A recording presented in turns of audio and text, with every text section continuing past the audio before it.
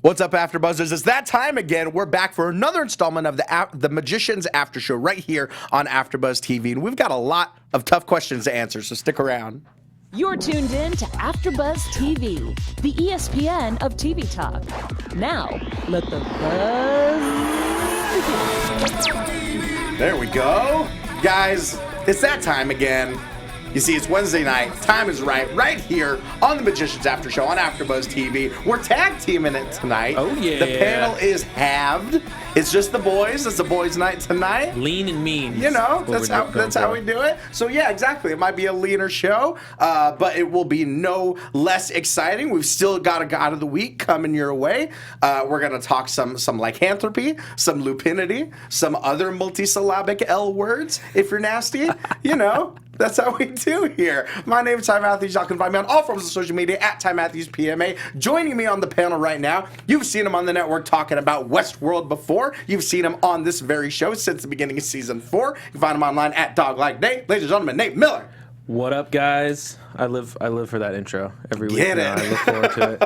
I gotta shout out. You know what? I gotta shout out Johnny LaQuasto for that's why I do that. I started just a little bit of backstory. This is a little bit of a tangent since we got a lean team tonight. I'm a professional wrestler. That's how I got involved in all of this. Is getting brought on the Monday Night Raw after show as sort of a guest analyst by Johnny LaQuasto, and Johnny LaQuasto would give us these huge intros, and it always, it heightened the energy a little bit. I'm gonna. Now that I know that you stole that from somebody else, I feel much more comfortable about stealing that the next time I leave the show. Please do. It was, the crew was me, Johnny LaQuasto, Kathy Kelly, now at WWE, no big deal. But it was, it was a tight little crew, so we like to keep the energy high. That's what I'm trying to say. Awesome. So, let's talk some lycanthropy. We're talking about season 4, episode 4. I'm just gonna come right out and say it. Marry, fuck, kill. That's what we're talking about. It's a tough question that needs answering. Except Mary's not on. Mary's off the table, so good. It's a 50-50 shot, really. So with that, let's start out with Josh and Margo. Their kind of corner of the episode. Now, Josh, when he was talking to his sort of counterpart. From the other timeline, he was informed of something called the Quickening that was going to happen to him. Right, something that he had to be concerned was going to happen soon. We've got some hints about it too, but we didn't know when exactly it was going to happen. Exactly. And so the Cliff Notes version is that he has got these urges as a sufferer of sexually transmitted lycanthropy. Sometimes you just catch werewolf from someone. He's got these urges that happen every 30 years where he must either kill or fuck, basically, as the episode title suggests, or he will be driven mad such that he might rip his own guts out. Right, kill himself, yeah. So there's really no fun options here. Yeah, not really a winning scenario No. in his case. But I love the chemistry that Josh and Margo have. What did you think of their kind of adventure here? It kind of caught me way off guard, and I'm still kind of unsure about how I feel about it. Okay. It seems out of character in my opinion for Margo. Okay. But given the duress that she's under, and just like she says, she doesn't want to lose another friend, and if this is the only way to peacefully resolve this situation, then this is what she's going to do. Right. But also it's crazy how they have created this situation where them having sex isn't even the biggest part of this whole thing. It's that now she has the curse too. Now, granted, 30 years is a long time. Right, exactly. But I think that's gonna be significant in some way. Sure. So what about you? Were you surprised? Well, I was a little bit, and especially because, and I don't try to figure this in too much, but in the sort of previously on, selection of clips at the beginning of the episode, we get that clip of Josh saying, I can't believe how you can be such a good friend and such a terrible friend at the same time. Right. When it was in reference to her, wanting him to kill Bacchus. Yeah, exactly. And so I think we get to see more of that dichotomy here, more of the fact that she will do anything for her friends, even if it comes to, making one of her friends kill one of their friends. But I really liked how that scene played out in that she was able to kind of avoid that trope, like even directly calling out the like, oh, like I'm tired of you guys like having to make the sacrifice and like, no, like I'm an adult, I can consent. This is okay. And that was great. Also, at the same time, man, Margo is so hot. Right. No, you're absolutely right. When she took her underwear off and was just like, fuck me, I was like, what show am I? Is this HBO? Sometimes this show, I remember. But we haven't had like sexy time Not in a while. Not in a while. Everything has been so like serious and heavy, like no one's had time. Right. So it kind of just came out of like nowhere. Right. Especially with the other stuff in this, like they timed this episode to come out on Valentine's Day week. Intentionally, for sure, because there's a lot of touchy-feely going on. Sure. I know. What I was thinking. It's not since like the like straight up. I mean, we've seen straight up orgies in the show before. You know, with people just off in random corners doing God knows what. But it has been a minute. You know, we got so wrapped up in the quest for the keys that we didn't see a lot of this. Before we let's jump back a little bit. Let's jump back before we get to the sacrifice that Margo made. Let's talk about Josh kind of informing the that person that had a history with Isaac. Like that's an awkward awkward visit just in general, but let alone when you're talking about werewolves. I was so glad that they did that because I legitimately in my head I was like, well, what about when he was not him? Could he have transferred the disease? Because we know that he had sex because he talks about, you know, how big his penis was. Right. So to see them, like, cover that plot hole and explain that was great. Also, just the way that scene played out, like, was... It's like they have a great way of, like, having a really dark, serious tone, but still having comedic effect that doesn't feel too, like... gimmicky or anything. Exactly. Like, it's not like slapsticky or anything. Right, exactly. We get this phrase, and I'm glad you mentioned that. We get this phrase that keeps occurring throughout the episode, Jesus tits, as an exclamation. We hear it first when it's in that dream sequence when Josh bakes those muffins, but then also when he sees just the carnage that happened in this poor girl's bedroom. The muffins wasn't a dream. Wasn't it? No, the muffins wasn't the dream. The hooking up with hooking Margo. Up with Margo part was okay, dream, yeah. See, I wasn't sure where that dream kind of quote unquote began. I think it was supposed to be kind of okay. So the muffins were real. The muffins were real. Okay, I know. We only know that because Penny's there, and then in one of those same shots, you see Darth Eliot, as he's now called. Sure. Okay. And so we get these kind of recurring themes where it's like that exclamation of Jesus tits. Seeing all of the blood and gore in her bedroom when she went through those urges. Yeah. It also just was really good to show again, like, the severity of the situation and how serious it is. Like, it even though, like, yeah, it's kind of light, like, oh, if you have sex with someone, you'll be fine. But also, on the other side, you could kill somebody, too. And, like, not even just, like, kill them, like, dismember them and like, in a really savage way. Well, and I think to that point, I feel like that's kind of... That was sort of our introduction to this whole kind of thing. This whole like, oh yeah, I'm a werewolf because I had sex with someone. Like that, when we were first introduced to that, I feel like it was such kind of a throwaway sort of like joke line that now that we're dealing with the actual real consequences of it, it makes it a little bit realer, you know? Yeah, and again, I love this is again great writing. The Quickening is something that they planned to see a long time ago. Also, Penny, knowing from the other timeline about the Quickening and him killing Julia, is like, yo, what's going on? You better figure this out. Like, in the way that they played that out, to have them kind of go off on their own journey, like, again, just great writing. Exactly. Like, let's talk a little bit about that sort of quest that Josh and Margo go on off into the woods to find a Komodo dragon. Well, they go to Kanye's house first. That was great. Of course he's going to have one. Oh, yeah, he just keeps it. He just keeps it in the house. And they know where he lives. And apparently meet Kanye as well. Yep.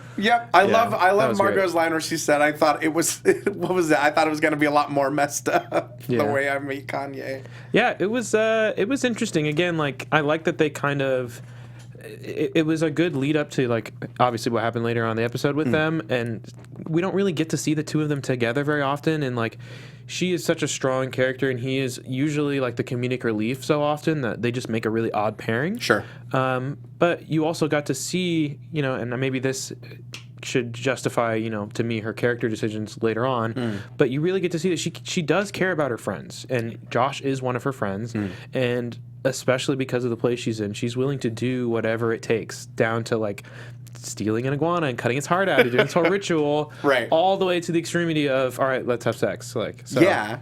And I another thing that was kind of, you know, it was played for a joke, but also was, you know, served as kind of a temporary fix, was his kind of temporary way of satiating those urges, by turning a tree into a werewolf, in so many words. Ouch. Right? Ouch.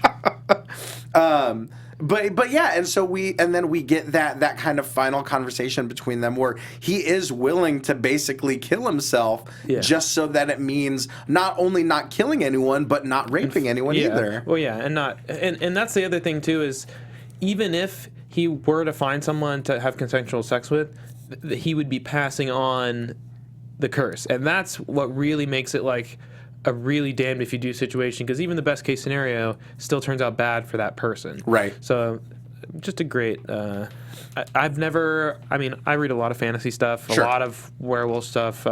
Dresden Files is one of my favorite series, and they talk all about different types, and there's different, some are curses and some are shapeshifters, and so to hear a different, you know, telling of the curse in this unique way, I think is really interesting. It's a nice way to round out this whole kind of werewolf is a STD joke that they planted a long time ago that's actually coming to fruition in a big plot way. Sure. And I think, yeah, for a show that's called The Magicians, we're seeing so many other kind of like magic adjacent creatures. Right, other you fantasy know, things. We've seen fairies and ghosts and Santa gods Claus. and Santa Claus and werewolves, and the world is getting so much bigger, and they're painting this world that doesn't necessarily have boundaries. You know, any character at this point, any creature from any sort of lore can pop up, and it would make sense. It would fit, you know, in the mythology of the show. The next time somebody asks me to describe magicians, I'm gonna say Black Santa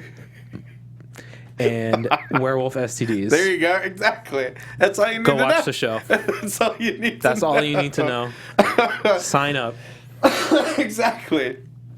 Now, guys, before we move on to our next topic, we just wanted to say thank you once again for making us the ESPN of TV talk. But for us to continue to grow, we could use your help. Now, if you're on YouTube right now, hit that thumbs up button, subscribe, and if you're on iTunes, you know what it is. Give us a 5-star rating if you're nasty, you know. But no matter where you are, leave us a comment so you can get involved in the conversation. We love talking about magicians. We know y'all do. Let's all be a part of the conversation. Being a part of AfterBuzz has meant so much to us on this panel, and we truly appreciate you supporting us and doing what we love. Don't forget to tell your friends, like we said, Black Santa, Werewolf STD, tell all your friends. They're not going to be able to resist that, and keep enjoying our shows.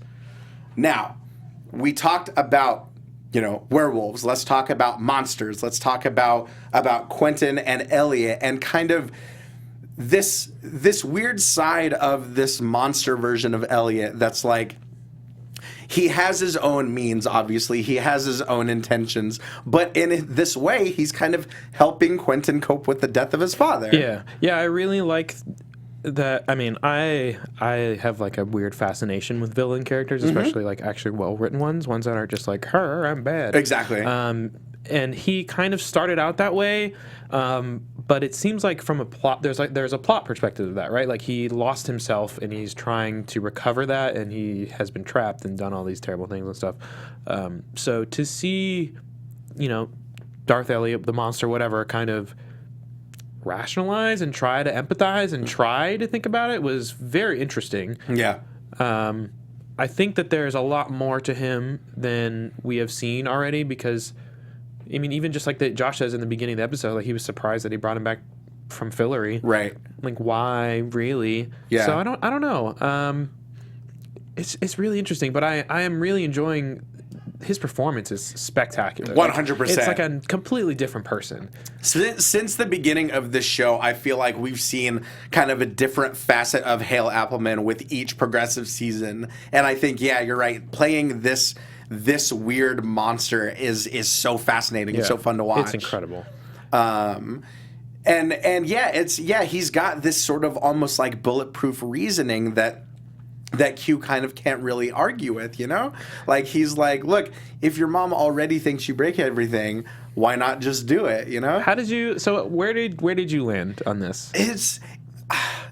It's so interesting to me because it's like I said, he's doing this all for his own gain. He even says it outright, you know, like, I need you to help me hunt the rest of the gods. Right, so I need you to be better. Yeah, exactly. Yeah. And so that's so interesting to me.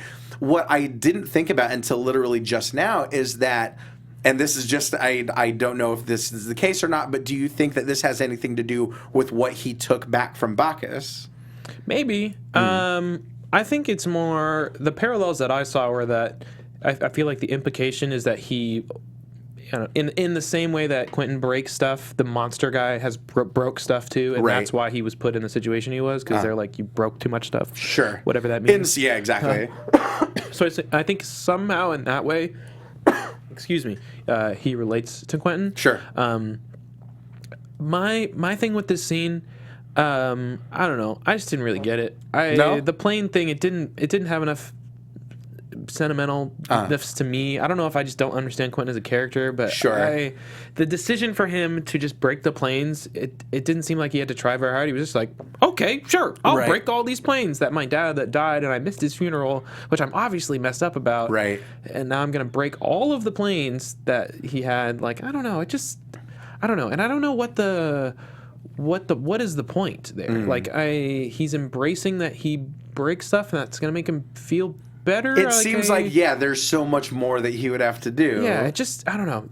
That part seemed weird. I could see that. What I think jumped out as weird to me is kind of how cruel his mom was being throughout the whole process. I think that explains a lot about Quentin's character, though. Sure. Relationship. Yeah, and I think, and that probably also speaks to how she's, either coping with it or kind of failing to cope with it. Right. But let's talk a little bit about this monster straight up saying that Eliot's dead, and then us seeing kind of what really is the case. What do you think is happening here? I have no fucking idea what that was when he panned out. So, I mean, there's two things at play here. He could really be dead, and this is like, I mean, with this show, you never know. He could be in like an afterlife scenario or something. Or death is lying. rarely the end in this show. The monster's lying, and he knows that he's in there somewhere or whatever, or he put him somewhere else while he's in his body or something like that. Sure. My question is, what is the motive for him to tell him that? And I know that he says, well, if I'd rather you know now so that you can like get over it. Sure. But like the whole reason why they haven't tried to like really do anything to him is because they're concerned about harming Elliot or his body. That's true. So if you just tell him he's dead, like, I would just be like, all right, cool. Now I can just blow a hole in you, and I already know that my friend is gone. Right. I don't have to worry about, you know what I mean? Sure.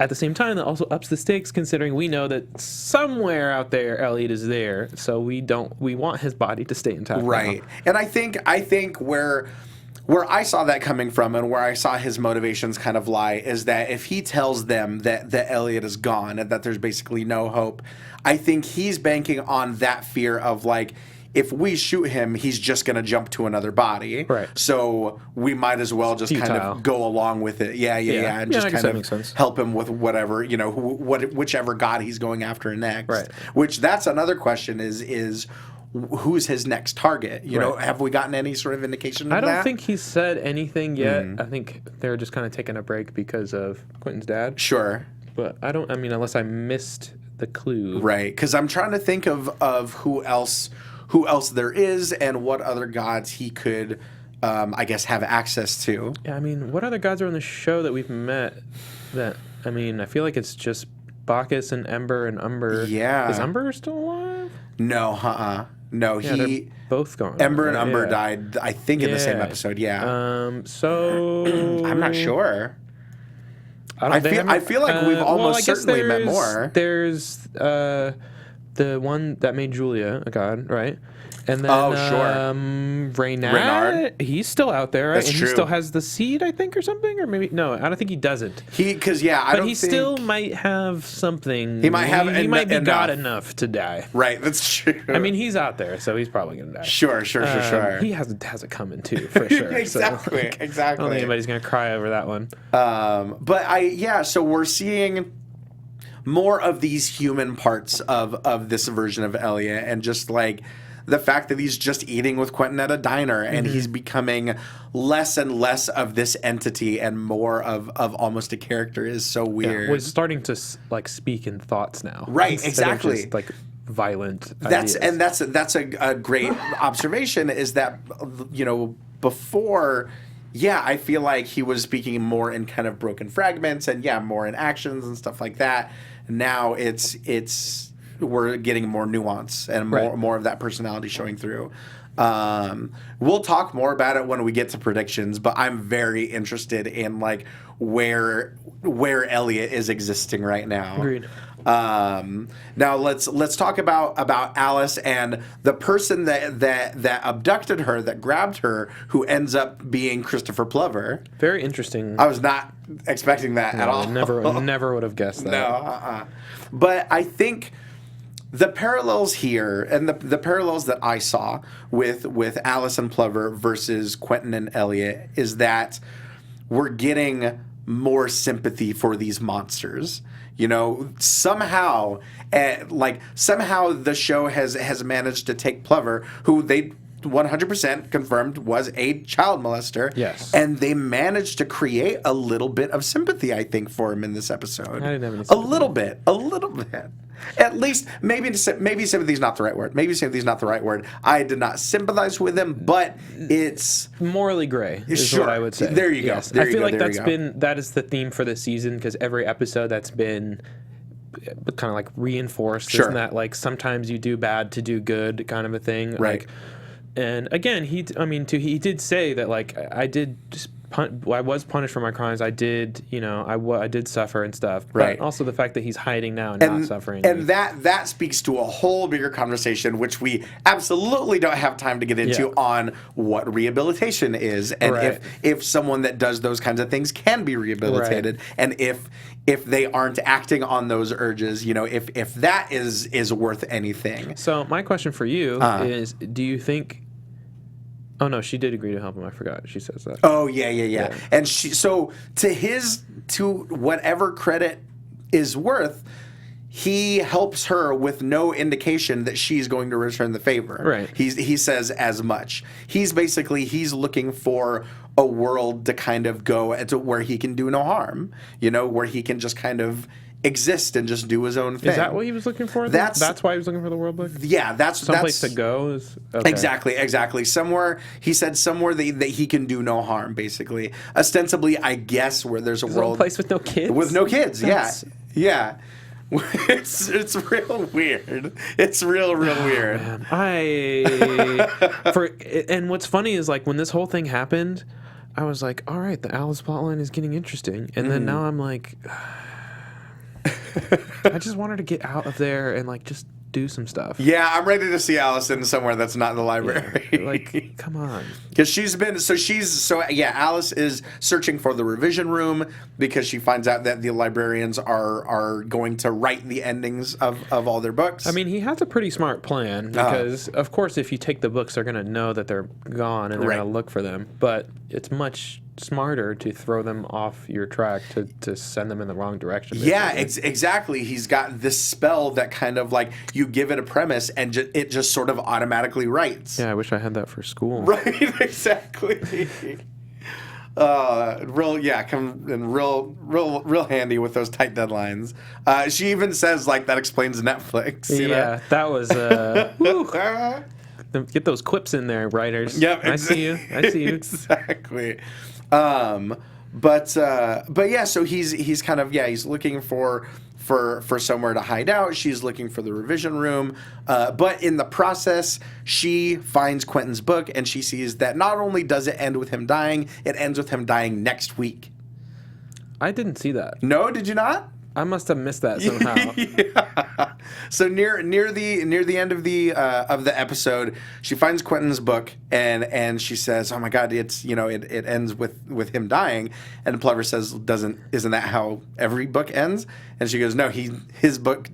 He dies next week. Yeah. How did I watch this episode multiple times and I completely missed that scene? Yeah. Okay. Yeah. So I'm interested to see what that means.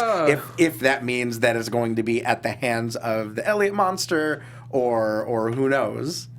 Also, like, what does death even mean in this show? And that's kind of the thing is that, death is rarely the end in this show with all the different planes of existence and the underworld and the library. Maybe that's how he reconnects up with Penny, and then they break out of the underworld together. That's absolutely. We could use a good escape.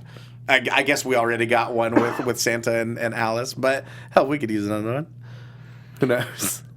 I would watch that. Yeah, right? I would watch that too. Especially a nice little montage. Or I love, and like, ever since the beginning of the show, Quentin and Penny, their relationship has been one of my favorites ever since. Yeah, the quips, they're just such like polar opposites personality-wise. Exactly. Penny hates him so much. Yeah, I love watching them together. So speaking of Penny, let's talk about him and Julia and their kind of their quest to Fillory and kind of their encounters with Shoshana of Can I touch your the Maenads. Yeah, exactly. Yeah. A very kind of a charmingly awkward, intimate series of moments between Penny and Julia. Yeah. But what did you think about their kind of whole quest in this episode? I love them finding the Maenad about to hang herself and the Poor Shoshana. I love we should drink, right? Box of drinks. Like, yeah, a lot. It was so good. She was so good. But yeah, it was just really interesting. It's nice to get, I'm glad we got, this is the Julia that I was hoping for that we didn't get last episode. Sure. It's nice to see some more of her and what's going on with her. Yeah. The whole God thing is like super interesting to me. So any type of like investigation to that, I'm super down for. But I just liked how natural it kind of felt with her and Penny. Like it doesn't seem like they've been forcing it, even though they did mention it before about other alternate Penny and his Julia and stuff like that.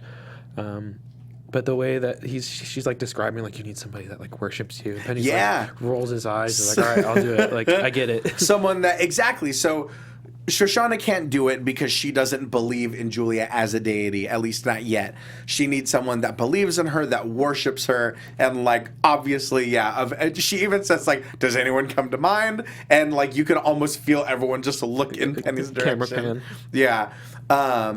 But yeah, what I think is interesting is kind of what's at the heart of this quest, and it's that Julia's sort of looking for a diagnosis, so to speak. To find out why she can't do magic. And what's really interesting, what I want to get your thoughts on, is the difference between magic and power, and the fact that really hasn't been delineated before this episode. That's true. She makes a point to say that there's a difference. Knowing this show, they probably have like a quantifiable explanation for what that means. Where like X amount of magic is equal to some sort of power. If I had to guess, like, I mean, I would assume that it's, I don't know, maybe power is like, if it's like electrical systems, right? Power is probably like power, like sunlight, or like, where you draw the energy from. Sure. And then the magic itself is like when you plug into the wall, into the power. You know what I mean? I can see that, yeah. So the magic is flowing. The power's flowing into the magic, and then through that, the magic goes out, and then they spread it out with the library. So I think the idea is that she has the ability to create magic, maybe? I can see that. She just doesn't know how to yet. Exactly. Doesn't believe, or she knows, she just forgot, or something like right. that. So is the whole process that she and Penny goes through, where she strips naked, Penny anoints her with all these oils. I also just want to say really quick, I love the height difference between them, because when you see her with like Q, he's like 5'6", and she's like 5'1", so it's not, and she wears heels or something. Penny's 6'1", right. She's 5'1", especially when she's naked, so she's not wearing heels. Right. Like, it's like, ugh.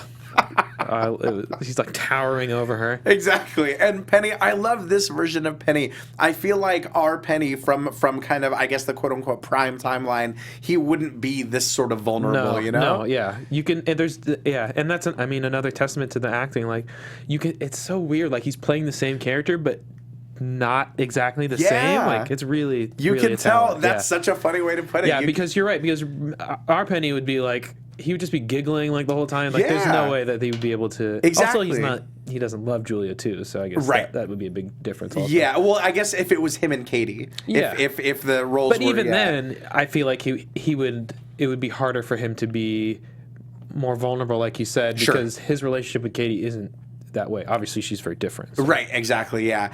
And so, what I'm wondering is, was this whole process basically just to prove to Shoshana that Julia is a god? Was that kind of the main? I think so. Right? Okay, I think so. And I think somewhere along the way, probably when she took her clothes off, it kind of like it became something a little bit more. Right. But apparently, it worked because Shoshana was like, "Yo, yeah. I'm your maynard now." It's something that she's never seen before. So they've got kind of a new follower, a new maynard in Shoshana. It's really, really interesting stuff. We'll see kind of where that goes, where the lycanthropy goes, where Plover goes. There's a whole lot of moving parts to track as this season goes on. Now that we're done talking about the episode proper, let's get into our God of the Week. There we go. Yeah. Love it. So our God of the Week is actually going to be there's a lot of werewolves out there. Just keep it going. Be careful. We're going to do our mythology of the week since there was no God in this episode. Oh, there you go. So we're going to talk about lycanthropy. Look at those cheekbones. Lycanthropy. YouTube, our YouTube viewers, you're going to see the visual parts of this segment right now. But man, look at those cheekbones. Right here on the screen, what you're seeing, this is Petronius. He was a Roman courtier to Nero, who was first believed to mention human sacrifice by Lycoen, which is a type of wolf, as the first reference to a werewolf in his novel Satyricon. Oh, okay. Okay, I know what that means. I've heard that before. I think that's a band. This next picture, we have werewolf folklore can be found among a variety of cultures, each having their own take, but the modern anthropomorphic. I don't think that's. No, you got it. Spell that. Anthropomorphic. You know what I mean. You got it. The modern werewolf we know today comes from a 1935 film, Werewolf in London. Oh, interesting. A 1981 remake was made by John Landis, giving us the painful transformation we see in television and film today, such as The Vampire Diaries and the sci-fi original Being Human, a remake as well. Oh, yeah. Interesting. Josh's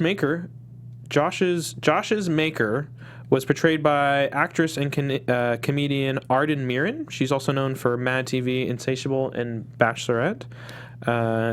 Wonderful performance this episode. Her absolutely the Tinder suggestion was hilarious. So that's what we have. Thank you for the lovely Adrian Snow for finding that lovely research for us. Absolutely. Oh, there's some more from Being Human, I believe. Oh, there we go. Yeah, look at that's a nasty. That's really not pretty. Look at those chompers. That's not a Twilight werewolf. That's for sure. That is for sure.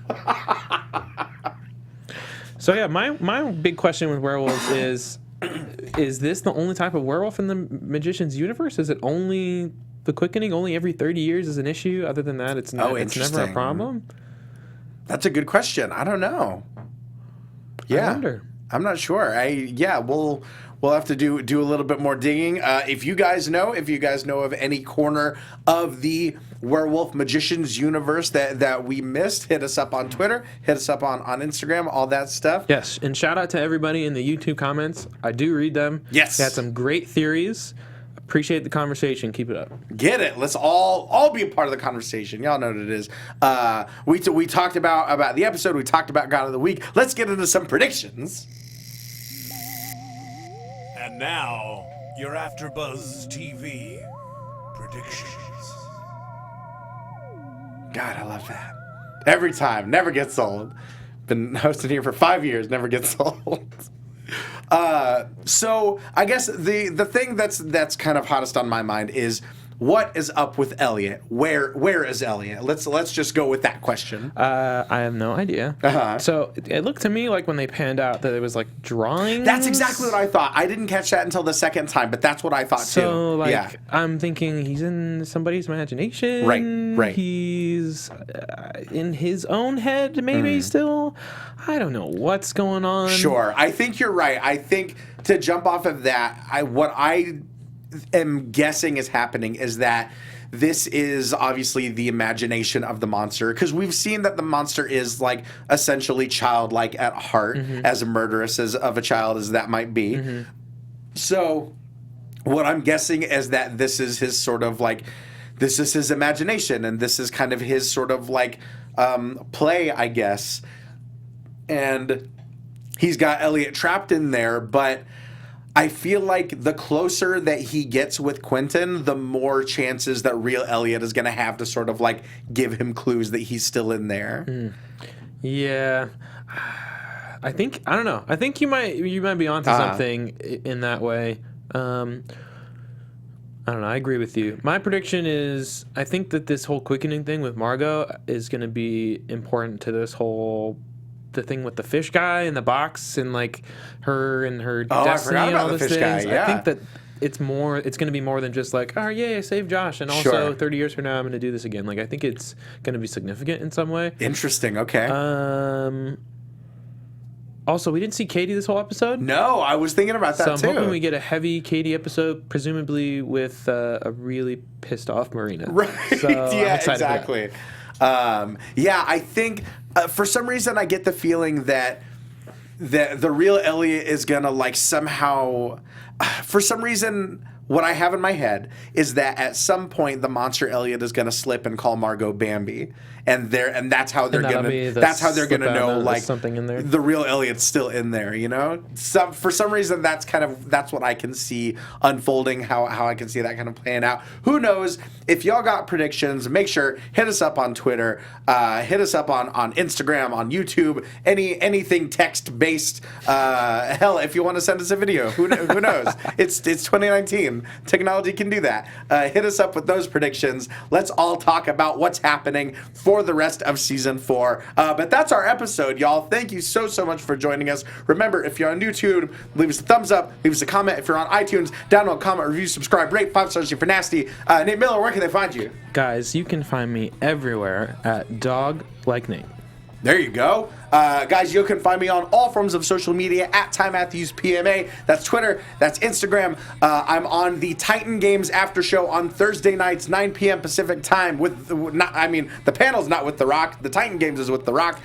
So if you want to see us talk about The Rock, join us. We've only got like 3 episodes left. You can find me on Saturdays, Championship Wrestling from Hollywood, if you like wrestling, all that sort of stuff. But yeah, we'll be right back here, same time, same channel, with a full panel talking episode 5 of season 4 of The Magicians. But until then, peace. Our founder, Keven Undergaro, and me, Maria Menounos, would like to thank you for tuning in to AfterBuzz TV. Remember, we're not just the first, we're the biggest in the world, and we're the only destination for all your favorite TV shows. Whatever you crave, we've got it. So go to AfterBuzzTV.com and check out our lineup. Buzz you later. The views expressed here are those of the host, not necessarily reflect the views of AfterBuzz TV or its owners or principals.